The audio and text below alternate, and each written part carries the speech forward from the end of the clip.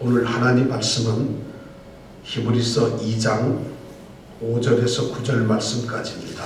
우리 다 같이 일어서셔서 하나님께서 오늘 우리에게 주시는 말씀을 한 목소리로 봉독하도록 하겠습니다. 다 같이 봉독합니다. 하나님이 우리의 말한 바 장차 오는 세상을 천사들에게는 복종케 하심이 아니라 오직 누가 어디 증거하여 가로되 사람이 무엇이관데 주께서 저를 생각하시며 인자가 무엇이관데 주께서 저를 권고하시나이까.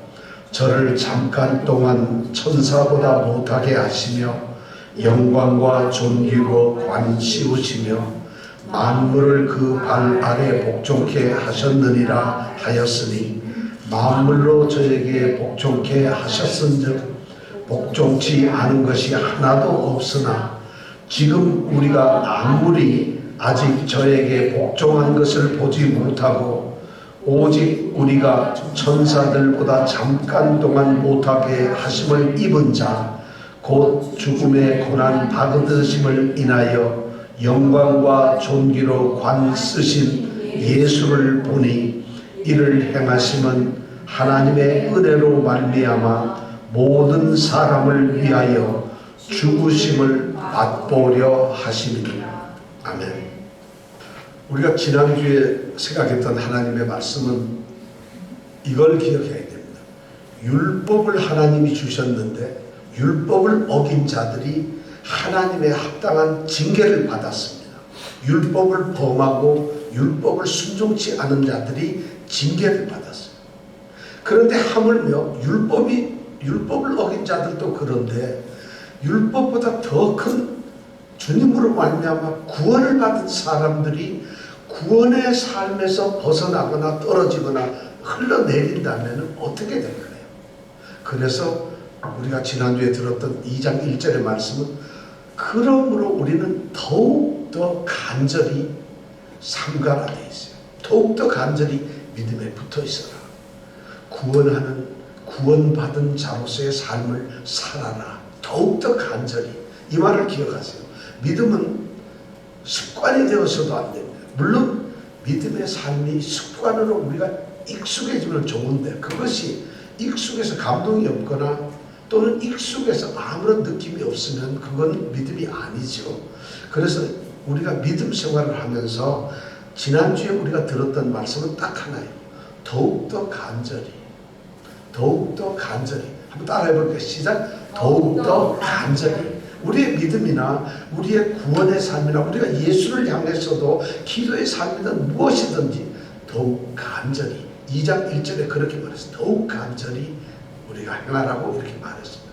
그런 말씀을 하고 나서 오늘 5절부터 9절의 말씀이 우리에게 주어집니다.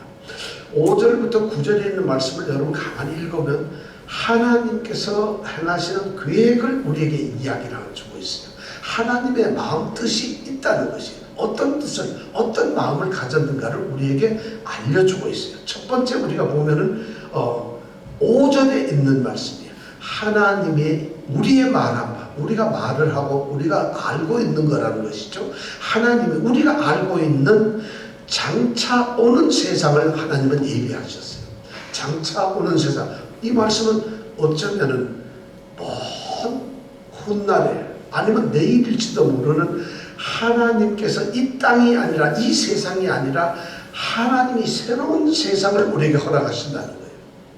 지금 우리가 우주에 살고 있는데 지구에 살고 있는데 이 세상은 우리가 지난주에 배웠죠. 멸망해버려요. 변함 없어져 버려요. 그럼 왜 그러냐면 하나님이 멸망하고 우리도 없애버리는 것이 아니라 이 땅에 살았던 하나님의 백성들을 살 수 있는 새로운 하늘, 새로운 땅을 만드신다는, 새로운 세상을 만드시는데 그것이 뭐냐면 오늘 말씀처럼 장차 오는 세상이라는 것이에요. 우리에게는 장차 오는 세상이 있어요. 믿는 사람들에게는 장차 오는 세상이 있어요. 왜냐하면 하나님의 계획이요 뜻이니까요. 그게. 그런 세상이 반드시 있어요. 그러나 믿지 않는 자들에게는 장차 오는 세상이 없고 파괴되고 멸망된 이 땅에서도 살지 못하고 하나님이 예비하신 불지옥에서 살게 된다. 영원토록 이것이 하나님의 뜻이고 계획이. 5절에 보면 하나님은 우리에게 장차 오는 그런 세상을 예비하셨는데, 그럼 그 세상을 누가 다스릴 것이냐? 누가 그 세상의 주인일 것이냐? 누가 그 세상에 온전한 영광을 받으실 분이냐? 그것을 보니까 천사들은 아니라는 거예요. 그 세상이 천사들에게 복종하도록 천사가 세상을 다스리는 그러한 세상은 아니라는 거예요. 그럼 누굴까요? 왜 바울은, 이 히브리서 저자는 그 장차 오는 세상을 천사들에게는 절대로 복종하는 그런 세상이 아니라는 말을 했을까요? 그거 하는 이유가 있어요. 보면은 유대인들, 그 당시에 또 오늘날에도 많은 유대인들은 그런 생각을 하고 있어요. 유대인들의 생각은 뭐냐면 천사들이 뭐 하는 존재예요? 하나님의 말씀을 전하는, 구약에 보면 하나님의 메시지 말씀을 전하는 존재가 누구냐면 바로 천사들이었어요.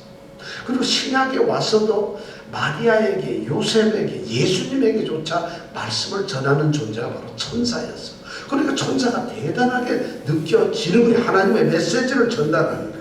그리고 그런 일을 하면서 하나님과 우리 사람과의 중간 매개 역할을 하는 존재로 유대인들은 생각을 했다는 거예요. 그러니까 현재 이 세상에서 하나님이 세상을 운행하시고 섭리하시는데, 하나님이 이 세상을 운영하시는데 천사가 굉장히 중요한 역할을 한다는 것입니다. 어떻게 보면 하나님이 직접 나타나지 않으시고, 또는 하나님께서 직접 아니하시고 배후에서 천사를 이용해서 하신다. 천사를 종으로 삼았습니다. 그렇다면 새로운 세상에 가면 어떨까? 거기에서도 천사가 뭔가 하지 않을까? 유대인들은 그렇게 생각을 했다는 것이죠. 그리고 유대인들은 이런 생각을 했어요. 장차 이 세상을 구원할 메시아가 온다. 구원자가 와요. 근데 그 구원자는 두 사람이 될 거라. 두 종류. 하나는 왕과 같은 사람이 올 거고, 한 사람은 선지자 같은 사람이 올 거예요. 왕과 같은 메시아, 선지자와 같은 메시아가 올 것이라고 유대인들은 생각을 했어요. 그런데 왕과 같은 선지자나 선지자와 같은 이 메시아가 누구냐면 천사장인 미가엘의 지도를 받는 사람이에요. 천사장 미가엘이 그들을 갖다가 관리한다는 거죠. 그러니까 그 두 사람은, 그 메시아는 천사장 미가엘에 소속된 그런 사람이라고 생각을 했던 것이에요. 그런데 오늘 그런 유대인들을 향해서, 그런 유대인들이 믿는 이제 그리스도인이 되었는데, 그런 사람들이 예수를 믿는 것보다도 자신들이 믿었던 유대인의 그런 믿음으로 자꾸 돌아가니까, 그것을 분명하게 깨닫게 하기 위해서 장차 오는 세상의 통치자는 천사가 아니다. 천사는 복종하는 자고, 그럼 그 세상을 다스릴 자가 누구냐? 바로 예수님이라는 것이. 바로 예수님. 그래서 이 5절 말씀이 이렇게 되어 있는데, 이 5절 말씀은 실제로 1절, 2절, 3절, 4절 말씀을 연결하는 게 아니라 1장의 마지막 말씀을 연결해 주고 있어요. 1장 13절에 보면 이렇게 되어 있어요.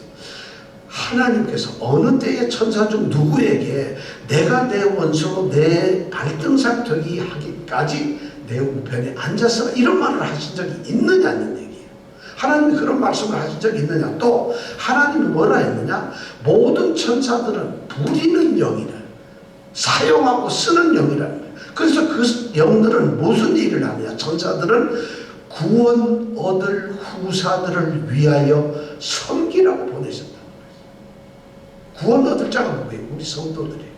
그러니까 우리 이 앞으로 장차 올 세상은 우리가 섬겨요. 성도들이 섬기는, 누구랑? 주님과 함께. 그래서 우리 성경에 보면 그런 약속이 너무 많아요.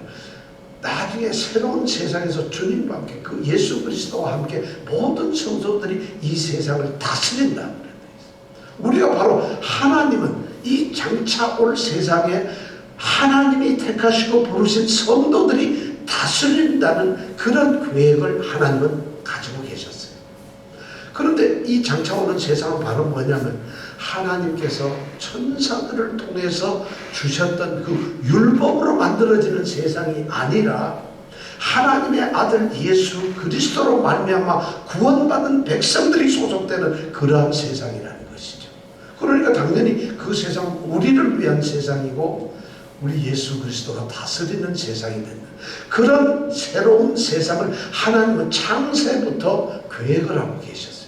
우리 믿는 자들에게는 그런 비전과 그런 꿈과 그런 소망을 갖는 하나님의 계획이 있다는 것이에요. 우리는 장차 우리가 오는 세상을 우리가 소유하고 그것을 다스리는 이러한 비전을 우리가 가질 수 있다는 것이에요. 이것이 오전에 나온 말씀의 뜻이에요. 그 다음에 두 번째가 뭐냐면 하나님께서는 그런 장차 오는 세상을 계획하고 계셨지만 또 이 땅에서는 사람을 창조하시고 사람에 대한 계획이 있으셨다는 거예요. 그것이 뭐냐면 6절부터 8절까지의 말씀이에요. 이 우리가 오늘 6절부터 8절까지 말씀을 읽었는데 이 말씀은 정확하게 어디에 나왔냐면 시편 8편 4절에서 6절 말씀에 나와요. 거기에 보면 오늘 우리가 읽었던 6절부터 8절까지의 말씀이 나와요. 자, 여기 이 말씀을 가만히 보자. 어떻게 됐냐면 6절에 보니까 오직 누가 어디 증거하여 가로되 이렇게 돼 있어요. 누가 어디 무엇을 증거하여 가로되 누가 증거를 했을까요? 어디에 증거해요? 누가라는 말은 이런 말을 한 사람이 누구냐, 이런 걸 기록한 사람이 누구냐 하는 뜻이고, 누가 어디는 어떤 성경책에 그렇게 되어 있느냐. 예를 들어서 모세가 창세기에 기록했다, 이사야가 이사야서에서 기록했다, 이렇게 말을 해야 되는데 이 히브리서 기록자는 누가 어디 증거하여 이렇게 말을 했다 하고 그냥 밝히지를 않아요. 왜 그랬을까요? 유대인들이나 성도들은 구약 성경을 너무 잘 알고 있어요. 그러니까 구약 성경은 하나님의 말씀이라는, 하나님께서 전해주신 말씀이라는 걸 너무 잘 알고 있어요. 그러니까 누가 어떻게 말을 했다는 말을 할 필요가 없어요. 왜냐하면 이건 하나님의 말씀이라는 이런 확신을 가지고 이야기를 하고 있어요. 그리고 제가 생각하기엔 이런 것도 있어요. 우리는 성경을 보면 구약 성경도 예를 들어서 창세기 1장부터 50장까지 1장, 2장, 3장 이렇게 나누어져 있잖아요. 그리고 1장도 1절, 2절, 3절, 4절 나누어져 있었잖아요. 이 성경책이 처음 쓰여질 때는 그런 게 없었습니다. 1장, 2장, 3장 나누어진 게 없어요. 그리고 1절, 2절, 3절도 나누어진 게 없어요. 그냥 처음부터 끝까지 쭉 연결돼 있어요. 마침표도 없고 쉼표도 없고 그냥 쭉 연결돼 있어요. 그것을 구대 사람들이 기원 4세기 때, 또 그리고 구약 같은 경우는 1200년대에 그렇게 이렇게 오늘날처럼 장을 나누어 놓고 절을 나누어 놨어요. 그래서 우리는 몇 장 몇 절 봅시다 이런 얘기를 하는데 옛날에는 그럴 수가 없었어요. 장절이 없으니까. 그래서 아마 여기서 누가 어디에서 말을 했다, 이런 말로 우리에게 얘기를 하고 있어요. 자, 장차 오는 세상에 대해서 이렇게 얘기를 했는데 그전에는 이번에 두 번째는 뭐냐면, 그러면 하나님께서 이 세상에 사람을 왜 만드셨느냐, 사람을 어떻게 창조하셨느냐 하는 얘기를 6절서부터 8절까지 우리에게 말씀을 하고 있어요. 근데 사람을 창조하기 전에 하나님께서 우리를 사랑하셨다는, 요한복음 3장 16절 말씀 보면 하나님이 세상을 이처럼 사랑하사 이렇게 되어 있잖아요. 하나님이 세상을 사랑하셨다는 것이 히브리서는 6절에 보니까 다르게 표현을 하고 있어요. 자, 이렇게 되어 있어요. 누가 어디 증거하여 가로되 사람이 무엇이간데 주께서 저를 생각하십니까? 그리고 인자가 무엇이간데 주께서 저를 권고하십니까? 이렇게 말을 하고 있어요. 사람과 인자라는 말은 우리 인간을 얘기하는 거예요. 사람. 혹자는 인자, 이러니까 예수님께서 자신을 인자가 온 것은, 인자라고 하니까 예수님을 얘기하는 것이 아니냐 이러는데, 이 성경은 예수님을 얘기하는 게 아니라 하나님께서 창조하신 사람을 얘기해요. 근데 하나님께서 창조하신 이 사람이 도대체 무엇인데, 도대체 무엇인데 하나님께서는 생각을 하시고 권고를 하시냐는 거예요. 자, 무엇이건데, 이 말은 뭐냐면 사람이 뭔데, 이 말은 두 가지 의미가 있어요. 첫째는 뭐냐면 사람에 대해서 아무런 별 볼 일 없을 때 사람이 자기가 뭔데 이런 뜻을 하냐. 자기가 뭔데, 사람이 무엇이관데 이 말에는 사람을 무시하고 사람이 무가치하고 사람은 아무것도 아니라는 이런 의미가 들어있어요. 거기로만 끝나는 건 아니에요. 또 이 무엇이관데 이 말에는 굉장한 사람에 대한 위대함과 존엄을 이야기하고 사람이 도대체 무엇인데 하고 이건 존경을 또 얘기를 하고 있어요. 이 무엇이관데라는 말에는 그 두 가지 무가치성과 위대함을 같이 나옵니다. 그런데 그것을 아주 의도적으로 무엇이관데 이렇게 구약에도 쓰여 있고 여기도 그렇게 써 있어요. 시편 8편에도 그렇게 써 있어요. 자, 그런데 생각을 하셨어요. 누가? 하나님께서. 하나님께서 사람이 도대체 어떤 무엇인데 그렇게 생각을 하시고 권고하시나요? 생각한다는 말은 기억을 하신다. 하나님께서 그 사람을 도우시기 위해서, 도움을 베푸시기 위해서, 은혜를 베푸시기 위해서 하나님께서는 사람이 무엇인데 그렇게 생각을 하시고 기억을 하셨느냐. 그리고 권고한다는 얘기는 직접 찾아가서 방문하고 조사한다는 이런 말이 있어요. 하나님께서는 사람이 무엇인데 그를 돕기 위해서 직접 방문을 하셨느냐. 놀라운 얘기죠. 그래서 이 말을 전적으로 하나님은 너무 사람을 사랑하셔서 도대체 그가 무엇인데 이렇게 돕기 위해서 다 기억하시고 그리고 돕기 위해서 그를 직접 찾아가시는 분이냐. 하나님의 사랑 아니겠습니까? 하나님은 우리를 그렇게 보고 있어요. 여러분들이 바로 그런 존재예요. 무엇을 하든지 사실 우리가 하나님의 사랑을 받을 만한 전혀 존재가 아니잖아요. 그런데도 하나님은 우리를 그렇게 생각을 하고 있어요. 왜냐? 하나님이 창조하셨고 하나님이 어떤 사람들을 미리 알고 계시고 어떤 사람들은 아는 사람들을 하나님이 부르시기로 결정을 하셨고 그리고 실제로 그들을 부르셔서 하나님이 세우시고자 하는 장차 오는 세상에 사람들로 만드시기 때문에 그러니까 하나님은 사랑하지 않을 수가 없어요. 그래서 하나님은 사랑하신 거예요. 그러니까 생각을 하고 권고를 하는 거예요. 자, 그렇다면 하나님은 그렇게 생각을 하나님을 사람을 사랑해서 사람을 만드셨어요. 근데 그 사람을 어떻게 만드셨느냐? 오늘 보니까 매우 중요한 세 가지 기준이 있어요. 사람을 만들었는데 자, 우리는 인간을 하나님이 사랑하셨어. 그럼 하나님은 나를 어떻게 창조하셨을까? 물론 이 말씀은 창세기 우리 1장 26절에서 30절 말씀에 보면 하나님께서 서로 말씀을 하시죠. 우리의 형상을 따라 우리의 모양대로 사람을 만들자 이렇게 작정을 하고 만드시잖아요. 그런데 그렇게 만드는 그 모양을 가만히 보니까 거기에 보니까 세 가지 중요한 의미가 있다고 히브리서는 지금 얘기를 하고 있어요. 세 가지가 나타나요. 첫 번째가 뭐냐면 7절에 보니까 저를 잠깐 동안 천사보다 못하게 하셨다. 자, 우리 사람을 만드는데 천사보다 우리가 잘나지 못한다는 거예요. 천사보다 절대 잘나지 못했어요. 천사보다 못해. 우리 아까 웨스트민스터 읽을 때 천사를 창조할 때 천사는 어떻게 해요? 죽지 않는 영이에요. 영적인 존재. 몸이 없어요. 사람처럼 우리 육신을 갖지 않는 그냥 영이에요. 영이라는 말을 싹 들으면 하나님이에요. 하나님은 육신이 없는 영이시잖아요. 천사도 동등하게 영이에요. 근데 우리 사람은 영이면서도 뭐가 있다고요? 육신이 있다는 거죠. 그러니까 영은 죽지를 않아요. 그걸 거룩해요.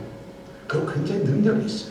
근데 우리 사람은 육신을 가졌으니까 한계가 있어요. 지식이며 모든 것에 한계가 있어요. 그래서 우리는 천사, 죽지 않는 천사보다는 좀 못나게 만들었다는 거죠. 우리가 천사보다 못해요.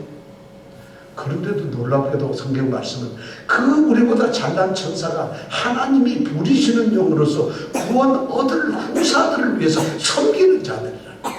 천사는 우리를 섬겨요. 우리보다 더 센 자가 우리를 섬긴다는 거예요. 이게 하나님의 뜻이, 그러니까 사람을 얼마나 생각했어요. 그런데 우리는 천사보다 분명하게 우리는 못났는데 좀 부족한 존재로 하나님이 만드셨는데 어떻게 했느냐? 잠깐 동안 그랬다. 잠깐 동안. 자, 잠깐 동안은 뭘까요? 시간이 아주 우리가 이 평생 살아있는 동안이에요. 살아있는 동안 우리를 천사보다 못하게 만드셨어요. 그러나 장차 오는 세상에, 그 영원한 세상에 우리가 다시 올라갈 때는 우리는 변화된 몸도 가지고 있지만 영원히 죽지 않는 영을 가진 존재로서 천사보다 더 뛰어날 거예요. 아마. 그래서 하나님께서 우리 인간을 첫 번째는 잠깐 동안에 천사보다 못한 존재로 만드셨다. 이것이 첫 번째. 우리 인간은 그런 존재예요. 연약한 존재고 좀 어떻게 보면 가장 부족한 존재죠. 천사보다 부족한 것이 아니라 전체적 우주 만물 중에서도 가장 인간이 부족해요.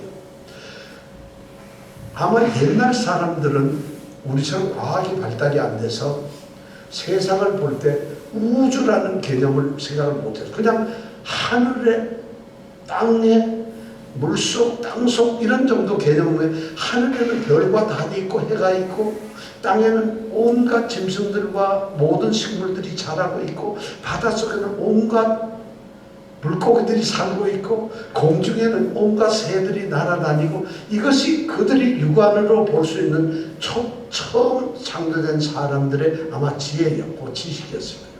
그런데 그런 수많은 존재 중에서도 창세기 1장에서 보면 그들보다도 인간은 더 약한 존재예요. 자기보다 덩치 큰 짐승하고 만나면서 인간이 더 약하잖아요. 저 하늘에 있는 별보다 우리 인간은 더 보잘것없는 존재 아니에요. 공중을 날아다니는 그 독수리보다 인간은 능력에서 날지도 못하는 형편없는 존재예요. 그러니까 인간을 어떻게 보면 가장 부족한 존재로 하나님이 만들어 놓으셨어요. 그런데 그 하나님께서는 부족한 존재로 우리 인간을 그대로 두시질 않았어요. 그 다음에 보니까 7절 그 다음에 보니까 영광과 존귀로 관을 씌우셨다.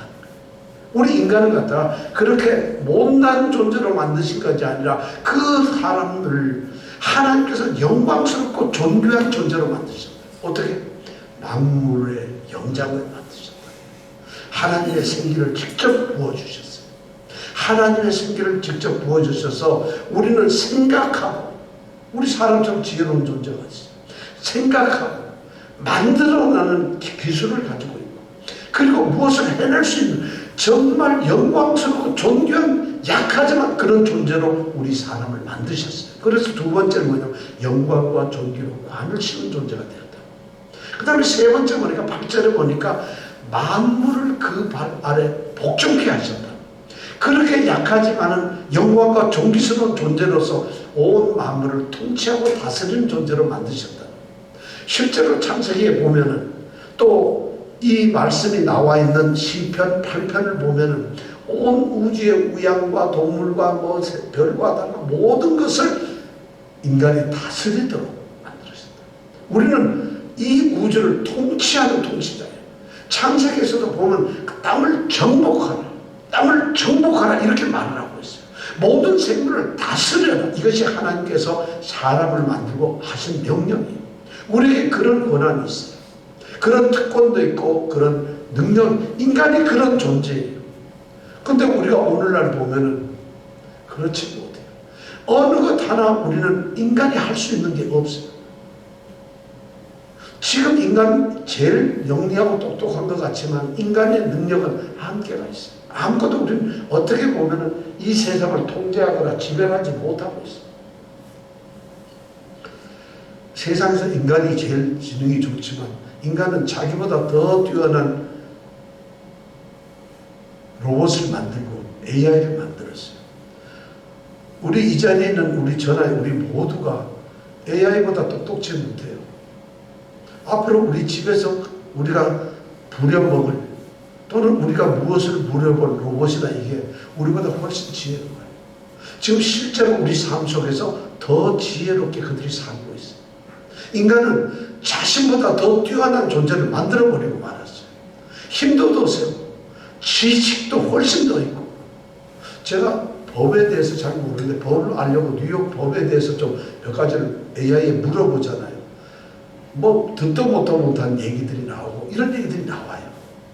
그 로봇은 알고 있고 AI는 알고 있어요. 나는 몰라요. 그런데 우리는 굉장히 아는 척하죠. 그래서 성경은 이렇게 말하고 있어요. 8절 끝에 보니까 만물을 그 발에 복종케 하셨느니라 하였으니 만물로 저에게 복종케 하셨은즉 복종치 않은 것이 하나도 없다는 것이에요. 다 창조, 만물이 모든 게 그렇다. 그런데 보세요. 그러나 지금 우리가 만물이 아직 저에게 복종한 것을 보지 못했다. 아직 우리는 그렇게 보세요. 천사보다 좀 못한 존재로 만들어졌지만 영광과 존귀의 관을 쓰는 존재로 만드셨고, 더군다나 만물을 통치하고 복종케 하는 그런 존재로 만들었는데, 실제로 오늘날 보니까 그렇지 않다는 것이. 우리에게 복종하는 건 아무것도 없고, 우리는 점점 또 다른 우상, 또 다른 강자, 또 다른 신과 같은 존재를 만들어가면서 우리는 점점 더 약해지고 있다는 것이. 왜 그랬을까요? 인간의 타락.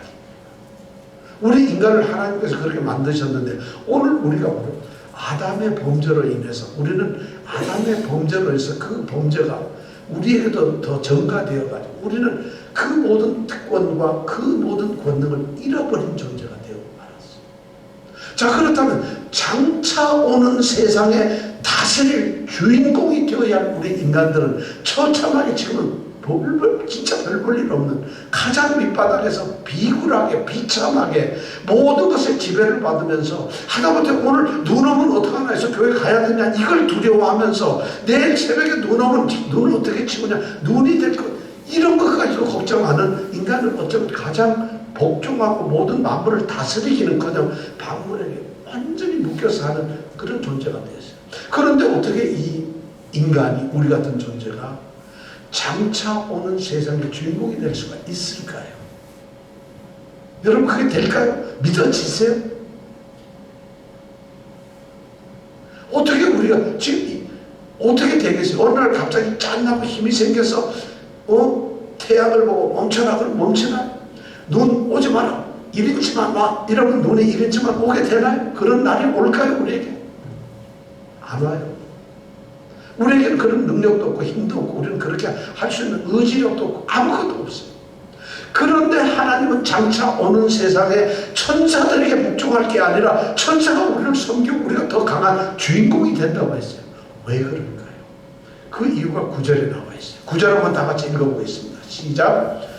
오직 우리가 천사들보다 잠깐 동안 못하게 하심을 입은 자 곧 죽음의 고난 받으심을 인하여 영광과 존귀로 관 쓰신 예수를 보니 이를 행하심은 하나님의 은혜로 말미암아 모든 사람을 위하여 죽음을 맛보려 하십니다. 여기 보니까 예수님을 인간으로 모시하고 있어요. 인간으로 말하고 있어요. 인간 우리처럼 정말 연약한 그런 우리 인간과 똑같은 모습으로 이야기를 하고 있어요. 우리가 지금 예수를 보고 있어요. 근데 그 예수는 어떤 존재냐? 9절에 보니까 천사들보다 잠깐 동안 못하게 하심을 입은 자예요. 예수님이 놀라웠게도 천사들보다 잠깐 동안 못하게 하심을 입은 자. 우리랑 똑같네. 우리도 천사들보다 잠깐 동안 못하게 그렇게 만들어 놓은 존재잖아요. 예수님도 그렇게 됐다는 얘기. 이 말이 뭐냐면 예수님이 우리 인간처럼 성육신 하셨다. 예수님이 인간이 되셔 오셨다. 하나님이 생각하시고 하나님은 권고하시는 사랑의 하나님이신데 이 자신이 창조한 이 하나님의 백성들, 하나님의 자녀들 장차 구원받을 그들을 위해서 하나님은 계획이 있으셨다. 그 계획의 핵심에 아들이 있다는 것이. 그 예수가 있다는 그 예수가 누구냐? 그럼 어떻게 구원을 시켰을까? 짠 하고 권능과 능력과 힘을 가지고 이 땅에 오셔서 세상을 멸해버리고 우리를 갑자기 힘을 주고 우리를 끌고 가시는 게 아니라 보니까 그분은 우리 인간처럼 성육신한 그런 보잘것없는 사람의 모양으로 사람의 육신을 가지고 나타나셨다. 천사들보다 잠깐 동안 못하게 하심을 입은 자였다는 거예요. 우리랑 똑같아요. 여러분 위로가 돼요? 아니면 부끄럽고 좀 송구스러워요? 예수님이 우리하고 똑같은 그런 존재가 됐다는 게 예수님에 대해서 좀 부끄러움이 느껴져요? 아니면 우리가 괜히 미안하고 예수님께 송구스러워 죄스러워요? 예수님은 그런 분이에요. 근데 또 놀라웠게도 그 다음에 예수님을 또 다르게 표현해요. 그 다음에 보니까 곧 죽음의 고난 받으심을 인하여 영광과 존귀로 관 쓰신 분으로 만드셨다. 자, 죽음의 고난을 이분은 고난 받으셨어요. 죽음의 고난 받으셨어요. 죽음의 고난. 이분은 십자가에 죽으셨어요. 바로 그 얘기는 사람으로 오신 예수님은 십자가의 고난을 받으시고 죽으셨어요.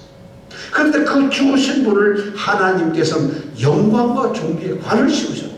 영광스러운 존재로 만드셨어요. 무슨 말이에요? 십자가에 죽으신 분이 3일 만에 다시 살아나셔서 부활하셨고, 그분이 부활하신 그분이 다시 하늘에 오르셔서 승천을 하셨고, 그리고 그 하나님이 내 원수가 내 발등상 되기까지 내 우편에 앉았으라는 줄. 하나님 우편에 앉아계신다. 누가? 예수님입니다. 그런데 바로 우리 사람들, 성도들을 보고 지금 이 히브리서 기자는 뭐하냐면 바로 그 예수를 보라는 거예요. 그 예수를 보라는 것이. 그분은 우리하고 똑같은 분이었어요. 우리가 또 어쩌면 존귀한 자로서, 영광과 존귀를 가진 자로서 그렇게 하나님이 만드셨어요. 우리가 그런 존재인데 예수님이 똑같이 우리처럼 천사보다 못하게 와서 이 땅에 살다가 처참하게 십자가에 죽으셨지만, 결국 지금 우리가 그 예수를 보니까 하나님 우편에 앉아 계시는 영광과 존귀를 쓰신, 관을 쓰신 예수님이라는 것이. 그 예수님을 왜 보라 그랬을까요? 너희들이 지금 이렇게 형편없이 힘들게 살고 있지만 그 예수님이 똑같이 너희들과 되셨다가 똑같이 고난을 받고 죽으셨다가 너희들처럼 다시 영광과 존귀의 관을 쓰시고 내 우편에 있지 않느냐. 그 예수를 바라보면서 너희들이 그 삶을 따라간다는 것이에요. 예수님처럼 된다는 것이에요. 예수님이 그냥 말로써 우리에게 그 비전을 보여주신 것이 아니라 이 땅에 오셔가서 죽기까지 복종하심으로 말미암아 우리에게 그것이 확실하다는 것을 알려주고 있다는 것이에요. 이 구절 말씀이 그걸 우리에게 얘기해 주고 있어요. 그런데 그 예수를 봐요. 보니까 어떤 거예요? 이를 행하시면 그분이 십자가에 죽고 죽음의 고난을 받으심을 왜 당했을까? 이유가 있어요. 목적이 하나 있어요. 그 목적이 뭐냐면 9절 끝에 보니까 하나님의 은혜로 말미암아 모든 사람을 위했다는 것이. 하나님께 은혜라는 것, 하나님의 사랑을 우리는 하나님의 은혜로 말할 수 있어요. 하나님께 우리에게 베푸신 사랑, 그것이 은혜죠. 하나님의 그런 은혜로 인해서 모든 사람을 위해서 그분이 이런 죽음의 고난을 받으셨어요. 그래가지고 보니까 죽음을 맛보려 하십니다. 맛본다는 걸 경험한다는 거예요. 직접 체험을 한다는 것이. 그분이 우리를 위해서, 모든 사람을 위해서 죽으셨다는 거예요. 그분이 우리를 구원하시기 위해서 죽으셨다는 것이. 모든 사람을 위해서. 이것이 하나님이 사람을 사랑하는 그 방법이었고 사람을 향한 하나님의 뜻이고 마음이고 계획이었습니다. 자기 아들을 십자가에 죽게 해서 모든 사람을 구원하시는 거예요. 자기 아들의 죽음을 맛보게 하시는 거예요. 모든 사람이 다 구원을 얻어요. 천만의 말씀이에요. 성경은 모든 사람을 위하여 분명히 주님은 죽으셨지만 그 구원의 놀라운 영광, 영광과 존귀의 관을 쓰는 사람은 모든 사람이 아니라는 것이. 누굴까요? 예수를 믿는 사람, 예수를 믿는 사람, 예수님, 하나님이 선택한 사람, 하나님이 부르신 사람이, 하나님이 부르셔서 그를 세우고 영광스럽게 만든 존재예요. 하나님의 자녀가 되게 하셨고 하늘나라의 백성으로 삼으셨고 그리고 예수와 친구가 되고 예수의 형제 자매가 되게 한 바로 우리 성도들이라. 믿지 않으면 이 영광은 오질 않는다는 것이에요. 모든 사람을 위하여 주님께서는 그렇게 십자가에 죽으셨어요. 이것이 하나님이 우리 인간을 향해서 가졌던 사랑의 놀라운 계획이었어요. 그렇게 죽으셨어요. 자, 말씀을 냈습니다. 정말 하나님은 사람을 만드셨는데 잠깐 천사보다 못하게 만드셨지만 존귀한 존재로 만물을 다스리는 존재로 만들었어요. 그런데 그 죄 때문에 우리는 그 모든 것이 포기되고 지금은 가장 비참한 죽음을 향해서 가는 사망의 길로 가는 그러한 죄인들로 되고 말았어요. 그런데 하나님은 자신이 창조하고 빚어내고 만드시고 생기를 불어넣은 그 사람들이 그렇게 패망되고 지구와 함께 이 세상과 함께 멸망되는 것을 원치 않으셨어요. 하나님은 사랑하는 사람이 있었다는 거예요. 바로 예수를 믿는 사람. 그래서 하나님은 그 사랑하는 사람을 구원하고 하나님과 영원히 장차 오는 세상에서 함께 살기 위해서 아들을 보내셨어요. 죄 때문에 그 특권을 상실하고 보잘것없는 인간들을 위해서 구원하시기 위해서 하나님께서 계획을 가지고 계셨어요. 그것이 바로 창조의 계획이 아닌 구원의 계획을 가지고 계십니다. 그래서 그들이 본래 그들에게 하나님께서 가지고 있었던 그 꿈을 하나님 스스로가 회복하기 위해서 하나님이 그들을 영광과 존귀한 존재로 만들고 만물을 다스리고 복종케 할 수 있는 그러한 통치자로 만들었던 그 사람에 대한 하나님의 꿈을 하나님은 회복하시기를 원해서 바로 우리를 위해서 아들을 보내셨다. 놀랍죠. 그래서 하나님께서 보내서 우리와 똑같은 존재로 보내셨어요. 왜 그랬을까요? 우리의 눈높이를 맞추시는 거예요. 우리가 그 하나님의 계획을 모를까? 아니면 하나님께서 그냥 해버리면 하나님의 일을 깨닫지 못할까? 아니면 하나님의 사랑을 우리의 온몸으로 느끼지 못할까봐 하나님은 자기 아들을 똑같이 천사보다 못한 사람으로 잠시 동안 보내셨어요. 33년 동안을 그 아들을 보내셨다. 그리고 그를 죽게 만들고 우리를 위해서 그가 죽음으로 말미암아 우리는 구원을 회복한 존재가 되었다는 것입니다. 장차 오는 세상은 이 땅에 아직 이루어지진 않았지만 우리는 이미 우리 마음속에 이루어진 장차 오는 세상 속에 살고 있습니다. 왜냐? 하나님은 나의 하나님이시고 우리 예수님은 나의 구주, 나의 주, 우리의 주 예수 그리스도이기 때문입니다. 그래서 주님은 내 안에 살고 나는 주님 안에 삽니다. 그래서 이 모든 것이 구원의 은혜가 우리가 주어졌는데 이 구원의 은혜는 근본적으로 그 원인이 뭐냐? 하나님의 사랑이십니다. 하나님은 우리에게 단 한 번도 우리의 사랑, 우리를 향한 사랑을 우리에게 실망시킨 적이 없어요. 정말 우리만 사랑하시는 거예요. 그러니까 우리를 위해서 하나님은 아무것도 오죽하면 성경이 사람이 무엇이간데 주께서 저를 이렇게 생각을 하시냐. 그들을 막 기억하고 있다. 그냥 잠깐 잊어먹는다. 이 기억은 했다가 깜빡 잊어버렸네. 이런 게 아니라 늘 머릿속에 꽉 있어서 잊을 수가 없는 기억, 그것을 기억한다고 말을 해요. 권고하신다는 건 뭐예요? 하나님은 사랑을 베푸시고 돕기 위해서 그냥 방문을 하시고 조사를 하는 거예요. 내가 사랑하는, 내가 선택한 내 백성들이 어디 있는가를 하나님은 이 땅에 오셔서 끊임없이 찾고 계시고 그들을 갖다 직접 방문하셔서 그들에게 도움을 주신다는 거예요. 이것이 하나님의 놀라운 사랑인데 바로 히브리서는 그 지금 마음이 흩어져서 그 하나님에서 떨어져 나가고 예수로부터 떨어져 나가서 율법으로 돌아가려고 하고 그런 걸로 돌아가는 율법이 아닌 예수로 세워진 이 장차 오는 세상에 살지 못하도록 떨어져 나가는 그들을 향해서 지금도 여전히 하나님은 사랑을 쏟고 있다는 거죠. 오늘 그 사랑이 우리에게 임했다는 거죠. 그래서 우리는 하나님을 나의 하나님으로 고백한다는 거죠. 이 놀라운 축복. 단 한순간도 우리를 떠나시지 않는 그 하나님의 사랑의 주인공이 여러분들이 되시기를 바랍니다. 기도하겠습니다.